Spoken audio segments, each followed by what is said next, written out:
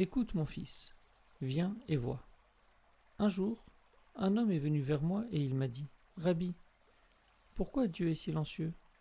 Pourquoi ne se manifeste-t-il pas avant que l'homme ne faute, avant des situations catastrophiques? Je l'ai regardé et je lui ai dit, écoute mon fils, viens et vois. La racine du deuxième He n'est pas le premier He, mais le Yud. Ainsi est le tétragramme.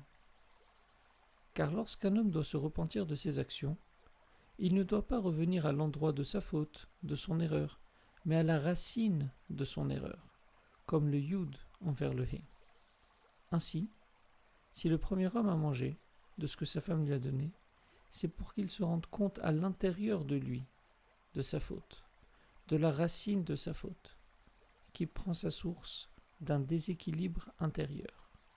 Ainsi, ne questionne pas sur le silence de la volonté supérieure, car il ne lui a pas dit n'en mange pas. Et si malgré cela, l'homme n'en prend pas conscience, alors il signe lui-même sa propre destruction, qui sera une limite à partir de laquelle une reconstruction sera possible, avec ou sans lui.